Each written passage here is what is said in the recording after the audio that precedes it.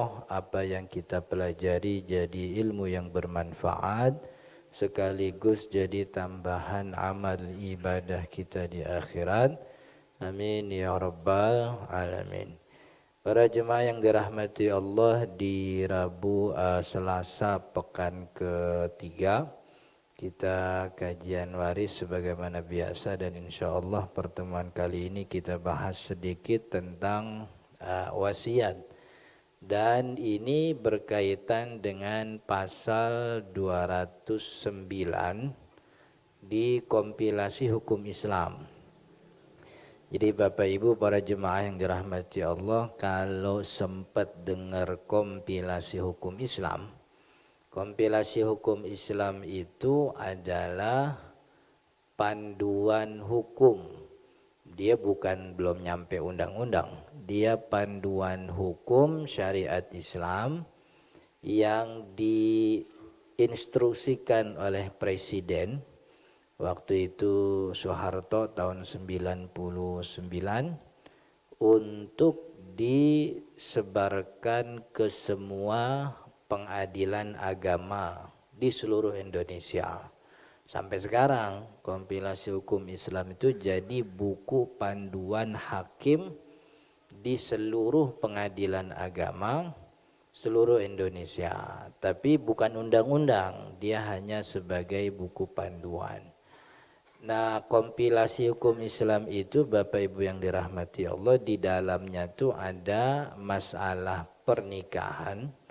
Jadi ada 3 kitab besar di dalam kompilasi hukum Islam. Ada kitab nikah beserta di dalamnya ada talak, kemudian ada kitab waris, kemudian ada kitab wakaf begitu. Nah, kami punya perhatian yang cukup besar soal waris ini, sebab banyak juga terjadi, sebab selain karena memang ini banyak dijadikan ini juga kan sekaligus sebagaimana kita menjalankan syariat Allah Subhanahu wa taala. Dan banyak perdebatan terjadi wabil khusus di pengadilan agama itu sebab adanya ketidaksesuaian antara kompilasi hukum Islam dengan faraid Islam itu sendiri begitu.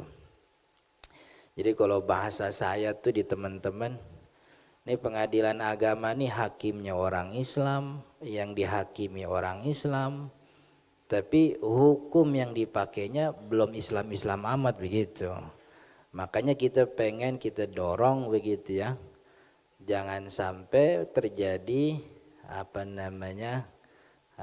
perdebatan. Dan saya sudah mengumpulkan beberapa pasal dalam kompilasi hukum Islam yang kelihatannya secara zahir tuh bertentangan, dan memang sering jadi sumbu pertikaian kalau di pengadilan tuh pasal yang jadi keributan tuh ya dia itu aja itu begitu. Ada buku namanya Faraid, KHI versus Faraid. Nah, itu di dalamnya saya menulis beberapa pasal yang jadi masalah. Termasuk ini soal wasiat nih kita akan bahas. Masalahnya di mana nih wasiat di kompilasi hukum Islam?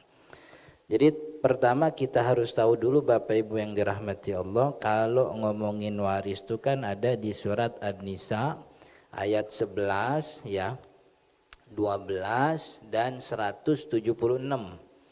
Kalau jatah-jatah waris itu ada di surat An-Nisa 11, 12 sama 176. Nah, di surat An-Nisa ayat 11 ini salah satu contoh ayatnya nih, walakum nisfu ma taraka azwajukum in lam yakun lahunna walad.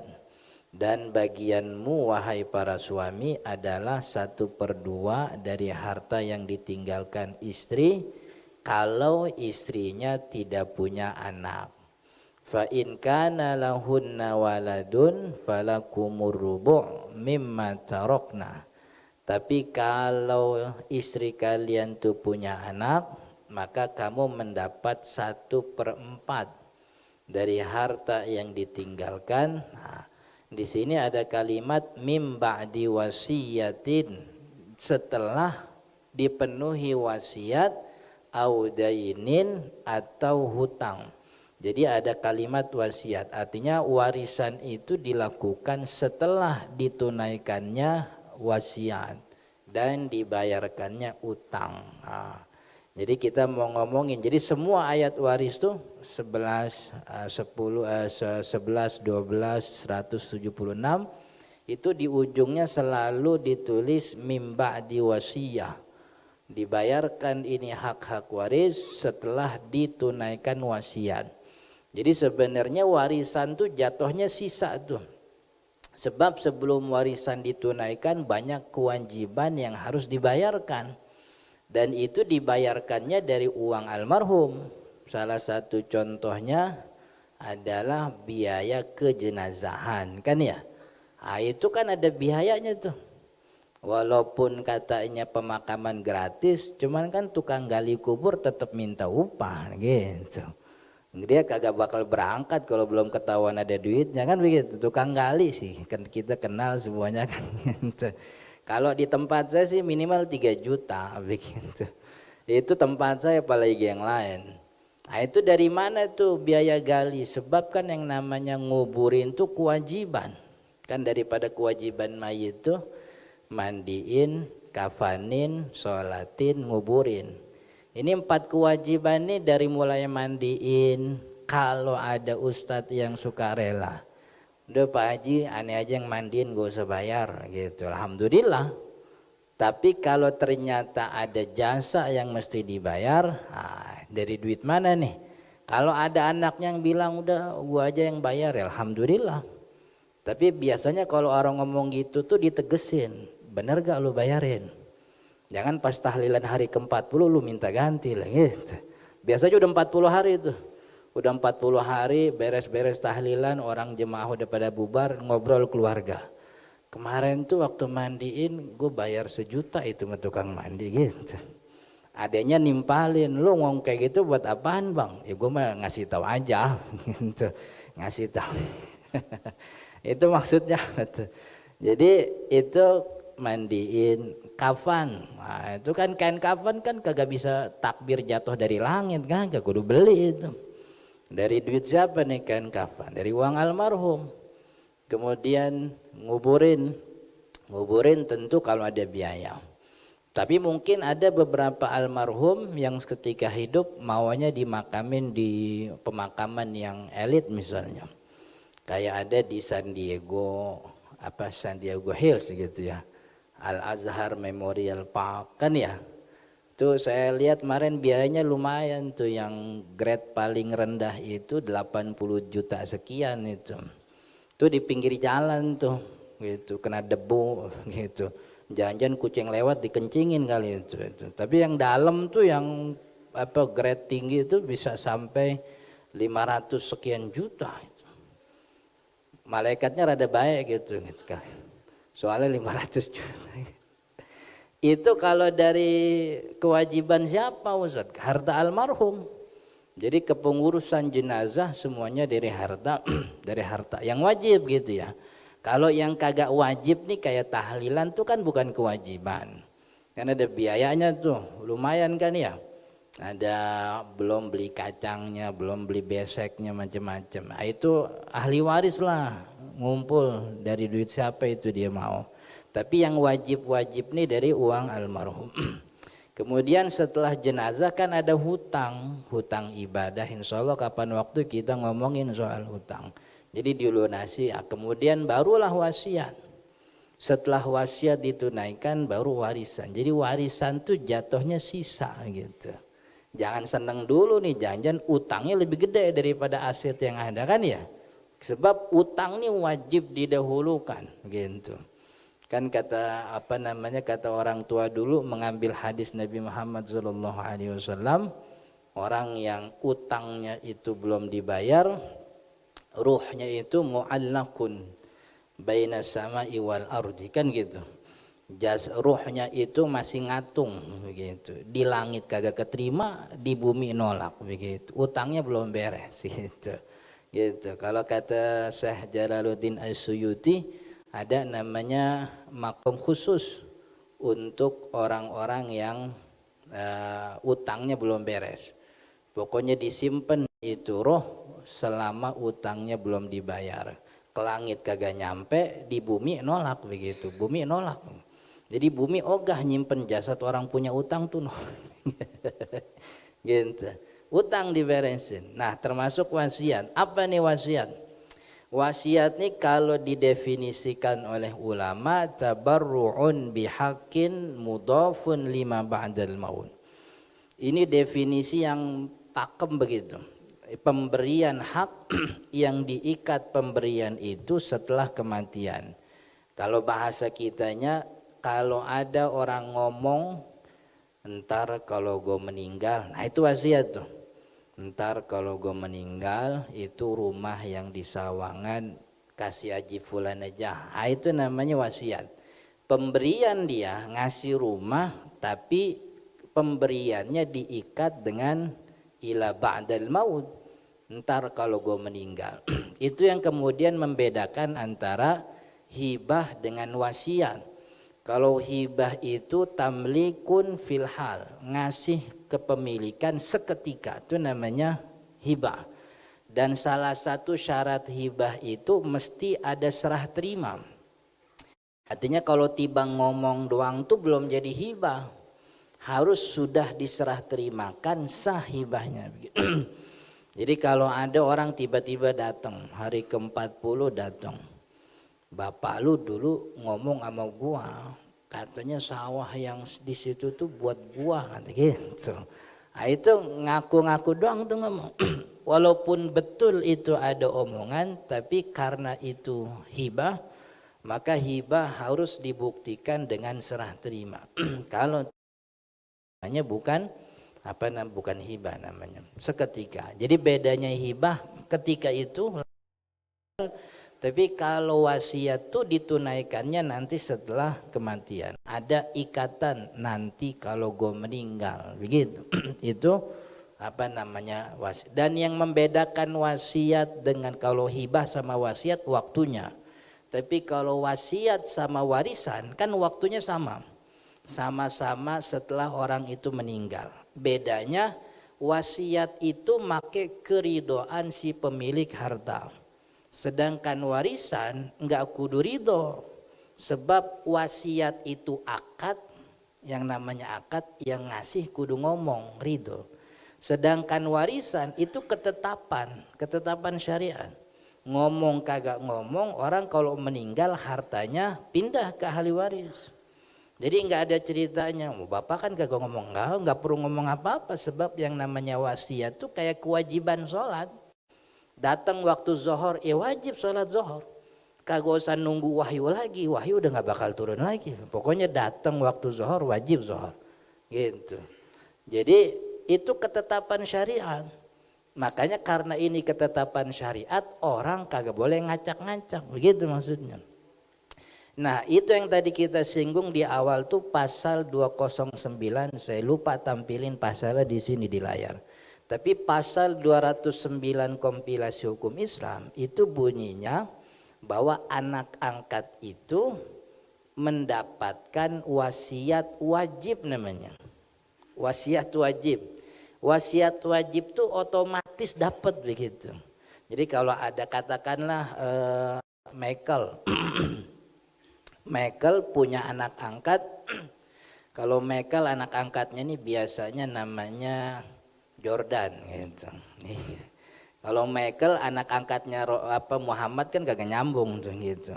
Biasanya Michael ngangkat anak. Anaknya namanya Jordan. Ini Michael meninggal dunia tanpa meninggalkan wasiat apa-apa.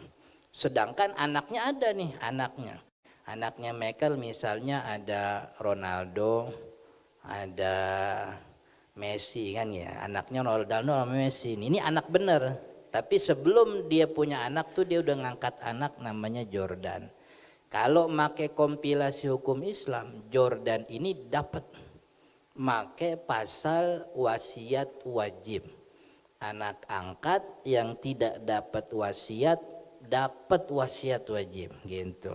Kesalahannya di mana Ustaz? Kesalahannya pasal ini membuat wasiat jadi mirip kayak warisan, begitu. Sebab pemberiannya tanpa ada omongan dan setelah kematian kan jadi warisan. Kalau ini jadi warisan, maka seakan-akan pasal ini membuat jatah baru di luar jatah yang sudah ditetapkan oleh Allah. Itu yang kagak boleh, gitu. Jadi jatahnya ini udah paten nih, Allah netapin. Kita ngikutin jatah ini, jangan bikin jatah baru. Wasiat wajibah itu jatah baru namanya. Sebab menetapkan jatah tidak sesuai faraid, bahkan tanpa ada ucapan. Kalau orang yang ngucap dulu kan selesai urusan. Sebelum bapak meninggal kemarin tanggal sekian bulan sekian, bapak tuh wasiat bahwa ruko yang ada di Jalan Anggrek itu diberikan untuk Jordan setelah dia meninggal, setelah bapak meninggal. Anda ngomong gitu. Itu yang bedain wasiat sama warisan. Jadi wasiat tuh akad. Orang kalau angkat tuh ngasih, kudu ngasih, ada ngomongnya. Kalau kagak ada ngomongnya nggak ada. Maka biasa disebut dengan istilah tuh ikhtiari. Ikhtiari itu kalau bahasa kita, bahasa Indonesianya sukarela, kerelaan. Tapi kalau warisan itu bukan ikhtiari, warisan itu ijbari, by force, paksaan. Sebab orang ngomong kagak ngomong kalau meninggal hartanya pindah, itu warisan. Namanya ijbari. Tidak ada kerelaan. Yang wasiat itu yang rela, begitu. Nah, itu jadi masalahnya di situ, dan itu jadi banyak sekali sengketa soal warisan di pengadilan agama tentang pasal 209. Orang dari dulu di pesantren udah ngomong nih ribut nih bakanannya nih, begitu. Tapi tetap aja nggak di ini. Banyak selain 29 kan ada pasal 200 berapa yang 200 pasal ahli waris pengganti, 189 ahli waris pengganti dan yang lain-lainnya. Jadi wasiat itu tuh. Nah, hukum wasiat itu sunnah, dulu wasiat wajib dulu. Dulu wasiat kutiba alaikum, diwajibkan atas kalian jika datang kematian untuk memberikan wasiat tentang harta kepada orang tua, kepada kerabat. Maka dulu sebelum meninggal orang wajib ngomong gitu. Tapi kemudian kewajiban wasiat itu dibatalkan kemudian oleh surat An-Nisa tentang jatah waris gitu. Jadi ketika An-Nisa ngomongin warisan datang itu ayatnya, ini tentang wasiat jadi dibatalkan kewajibannya, levelnya turun jadi sunnah. Makanya wasiat itu sunnah. Artinya orang meninggal dunia kalau dia ada wasiat dia dapat pahala atas wasiat tersebut. Karena salah satu hikmah wasiat itu kan menggapai pahala yang mungkin dulu dia nggak bisa. Jadi dulu waktu hidup misalnya sedekahnya kurang misalnya, maka karena tahu udah dekat-dekat meninggal wasiat untuk menutupi kekurangan sedekahnya dulu pakai wasiat. Jadi sebelum warisan dibagikan ditunaikan dulu wasiatnya sebagai jalan ibadahnya si mayit gitu. Jadi lagi di kasur dia rasanya udah nggak tahan nih, kayaknya udah deket nih begitu. Anak-anak kumpulin dikumpulin anak-anak gitu. Emang ngumpulin mau ngapain Pak? Gue mau wasiat katanya. Emang wasiatnya apa? Ntar kalau gue meninggal itu rumah yang di Sawangan tuh kasih buat Ustadz Fulan aja gitu. Iya, Ustadz Fulan punya anak ngaji, kagak punya tempatnya, ngontrak sono, ngontrak sini, pindah mulu, kasihan. Itu buat Ustadz Fulan aja gitu. Terus apalagi Pak? Itu di samping rumah Sawangan ada ruko. Rukonya jangan dijual ya. Emang kenapa? Punya gua itu ruko. Tahu punya siapa? Pokoknya wasiat itu pemberian yang diikat setelah kematian. Nah, wasiat ini ada ketetapannya. Pertama, nilainya tidak boleh lebih dari 1/3. Jadi maksimal 1/3. Maksimal 1/3. 1/3 itu dari sisa ya, bukan dari seluruh harta. Kan tadi kita bilang kewajibannya jenazah dulu nih bayar. Utang bayar, utang ibadah kalau ada bayar. Nah, setelah itu kewajiban selesai, sisanya tuh Misalnya nih ada orang punya meninggalkan harta 5 miliar misalnya. Lalu dari semua kepengurusan jenazah dan juga utang sisanya jadi 3 miliar begitu. Dia ngasih wasiat, di wasiatnya tertulis bahwa rumah itu untuk misalnya saudaranya rumah. Ternyata kalau dari 5 miliar yang awal ditinggalin itu rumahnya tuh kecil sebab nilainya cuman misalnya katakanlah 1,5 miliar kan nggak ada masalah. Tapi karena udah bayar jenazah dulu kemudian utang sisanya cuman 3 miliar. 3 miliar tuh kalau rumah 1,5 miliar berarti kan rumah itu melebihi daripada 1/3 begitu. Jadi nilai wasiat itu maksimalnya 1/3. Lalu bagaimana kalau lebih? Udah telanjur ngomong kita nggak tahu, ada catatannya, notaris juga nyatet, nilainya ternyata lebih dari 1/3 harta yang tersisa dari almarhum. Maka keputusan diserahkannya itu ada pada ahli waris gitu. Ahli waris ngumpul. Ini sebelum bagi warisan nih ada wasiat dari papa, cuman wasiatnya kok dihitung-hitung nih nilainya 1,5 miliar gitu. Emang kenapa? Ya kan papa cuman meninggalin warisan 3 miliar. 1,5 miliar nih lebih dari 1/3. Gimana?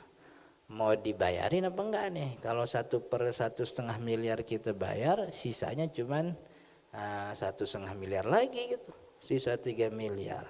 Kalau kata ahli waris, oh nggak apa-apa dah, kasih aja, kasih gitu. Itu jarang sih kayak begitu, biasanya sih enggak, jangan udah nggak usah ribet gitu. Kata Ustadz, boleh gak kalau kita batalin? Boleh, soalnya wasiatnya lebih dari 1/3, kita ngikutin Ustadz gitu. Jadi minjem mulut Ustadz, padahal dia yang pengen itu. Kan sering begitu tuh. Tapi memang betul, sebab yang namanya harta warisan itu haknya ada pada ahli waris. Maka ketika ada hal-hal terkait harta warisan di luar ketentuan syariat diserahkan kepada ahli waris. Mau apa enggak dijalanin? Kalau enggak aman. Kalaupun dijalanin enggak ada masalah begitu. Nilainya lebih dari 1/3. Ahli waris mau enggak? Ahli waris mau, tapi maunya 1/3-nya aja. Misalnya tadi rumahnya 1,5 miliar, harta yang tersisa 3 miliar.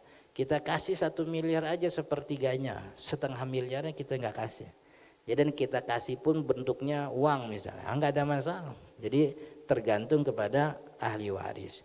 Nah, kenapa harus dibatasi 1/3? Ini syariat Nabi Muhammad SAW. Dulu ada sahabat Nabi namanya Sa'ad bin Abi Waqqas.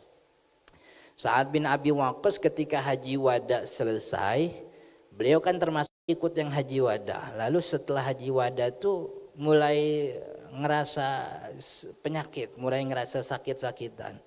Lalu dia bilang kepada Nabi Muhammad SAW, ya Rasul, engkau tahu apa yang aku derita dari penyakit ini. Dan kau juga tahu berapa banyak hartaku serta berapa banyak keturunanku. Sa'ad bin Abi Waqqas cuma punya anak perempuan 1 waktu itu. Lalu maksud Sa'ad bin Abi Waqqas, saya pengen sedekahin harta saya selepas saya meninggal gitu. Kata Nabi Muhammad, silahkan. Kalau saya sedekahin semua ya Rasul, jangan, nggak boleh. Kalau gitu saya sedekahin, maksudnya sedekah itu sedekah setelah meninggal wasiat. Kalau saya sedekahnya 1/2 setengahnya, jangan. Kalau saya sedekah 1/3, 1/3. Tapi watsulusu katsir kata Nabi. Tapi 1/3 itu banyak.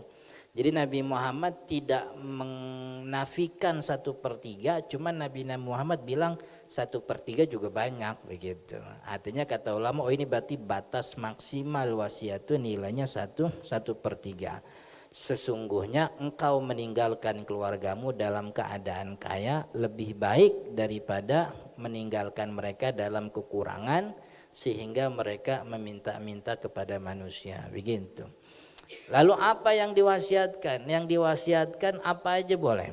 Wasiat sah dengan sesuatu yang ada atau tidak ada. Ada atau tidak itu maksudnya yang ada tuh ketika lagi ngomong barangnya ada.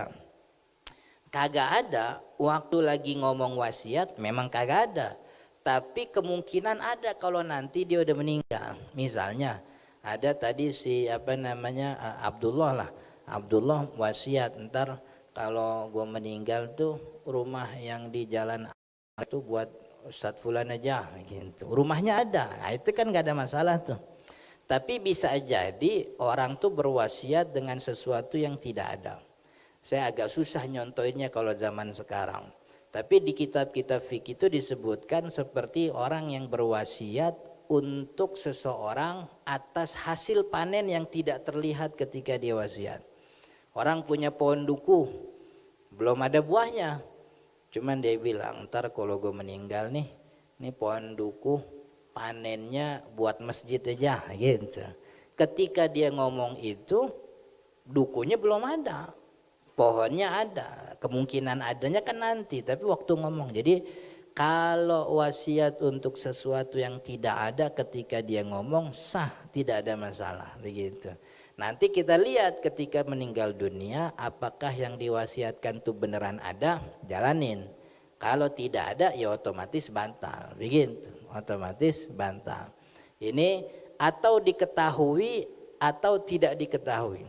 Maksudnya diketahui dan tidak diketahui itu, ada orang punya ruko 5, ada di jalan Anggrek, ada jalan Sawo, ada jalan Mangga, ada jalan Jeruk, ada jalan apel kan gitu. Dia bilang, ntar kalau gue meninggal itu ruko yang ada di jalan apel itu buat adik gue aja. Nah, itu kan wasiatnya untuk barang yang jelas ketahuan, ruko di jalan apel gitu.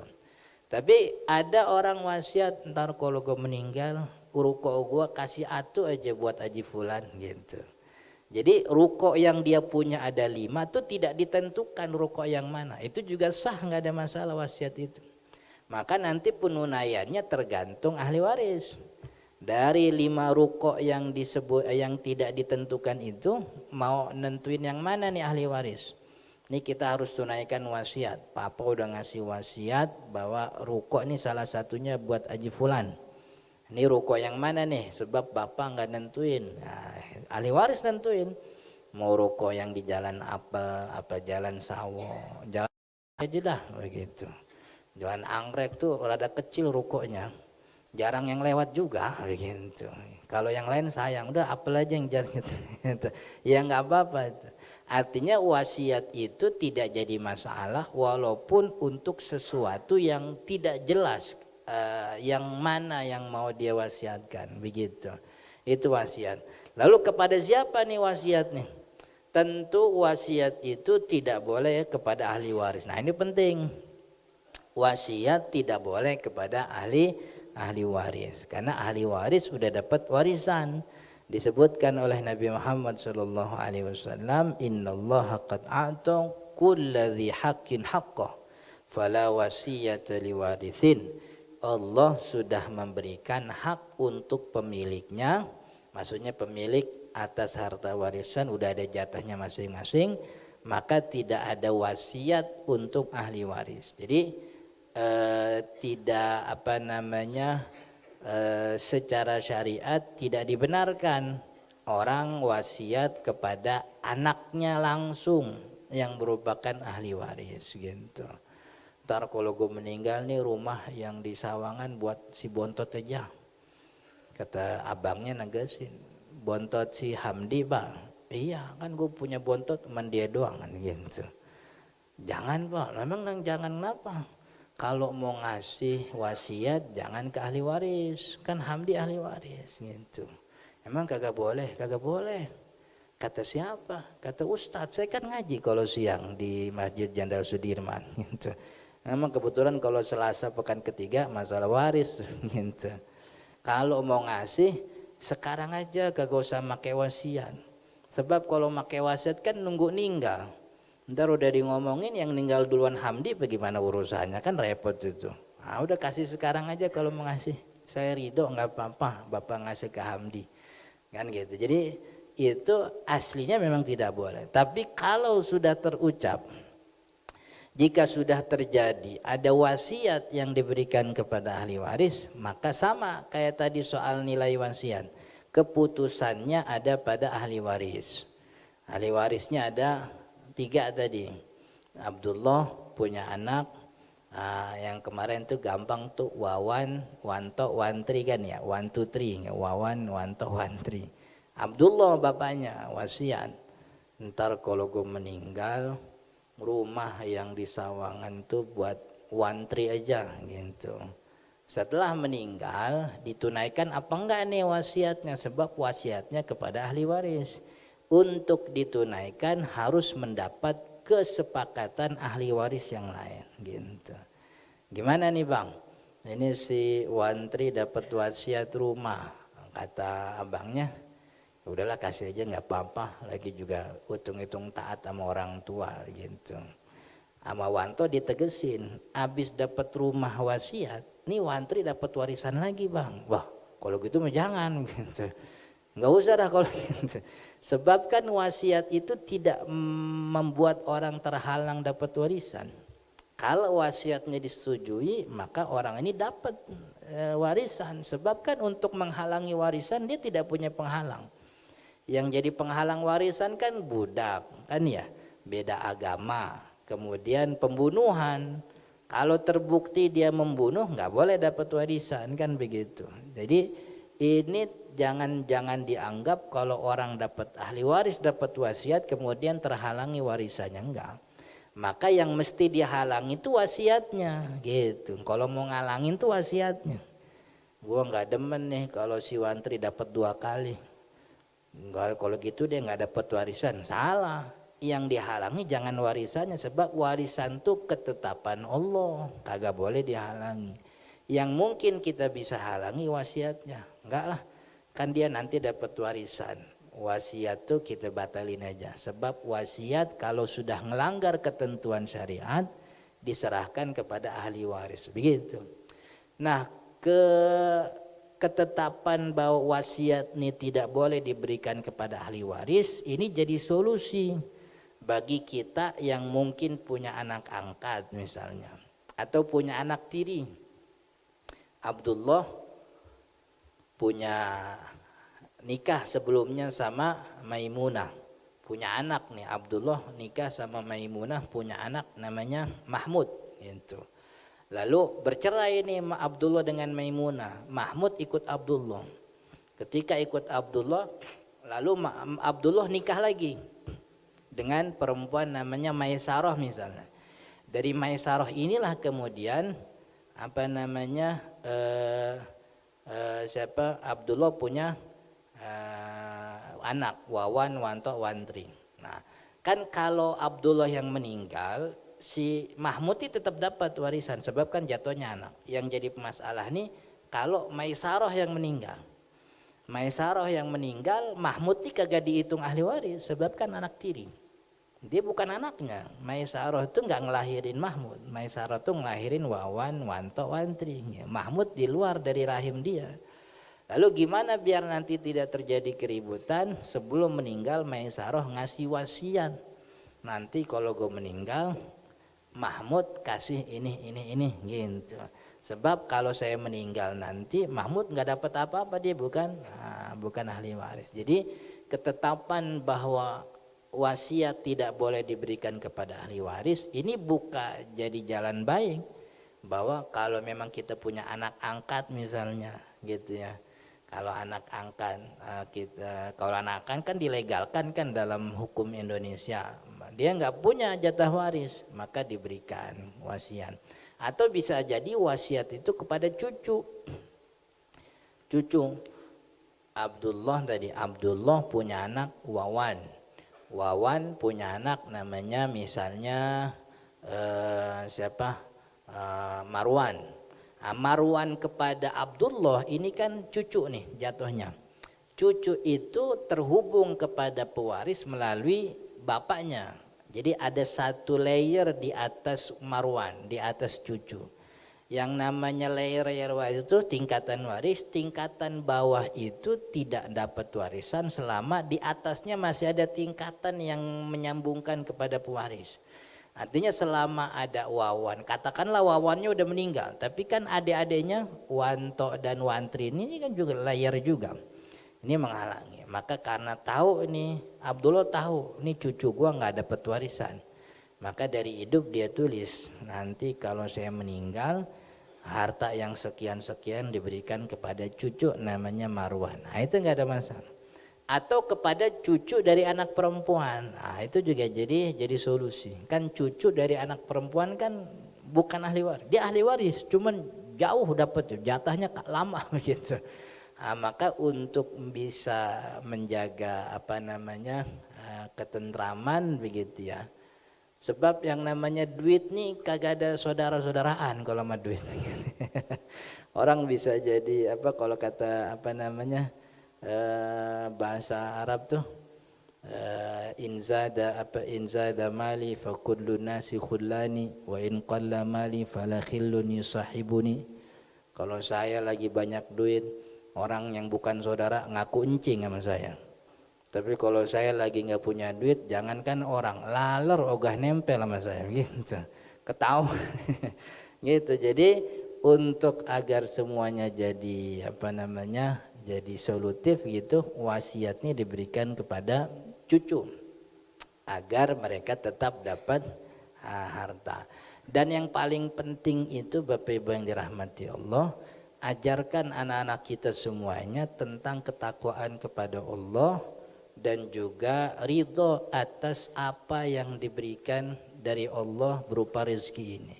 Itu yang paling penting untuk menjaga kitanya baik nanti di akhirat, dapat simpanan pahala sekaligus omongan baik ketika kita sudah meninggal. Pastikan anak-anak kita tuh terdidik secara agama yang baik. Tahu begitu kalau agama itu tidak ngoyoh sama harta gitu. Tidak terlalu istilahnya tuh terlalu ngejar. Ya kita jalanin syariat. Saya beberapa kali sering diminta bagi waris. Selalu di ujungnya saya bilang, ini kita lagi ngejalanin syariat Allah namanya warisan. Makanya kalau lagi jalanin syariat, pasang niat yang baik. Niatnya bukan macam-macam, niatnya karena emang ingin jalanin syariat. Dan kalau ingin jalanin syariat, mudah-mudahan Allah kasih hati kita lapang. Dapat segini alhamdulillah, kagak dapat juga masih banyak rezeki yang lain begitu. Sebab apalagi dalam masalah yang cenderung menimbulkan konflik. Misalnya macam-macam, salah satunya itu. Dan saya beberapa kali diadu sama ustadz begitu. Jadi keluarga ini manggil ustadz, yang belah sana manggil ustadz juga. Gitu. Udah repot urusannya itu. Membagi waris tuh gampang. Hitungan waris tuh gampang. Saya belajar sekian semester, hafal semua di otak kepala itu. Yang susah tuh ngurusin orangnya begitu. Ngurusin orang susah gitu.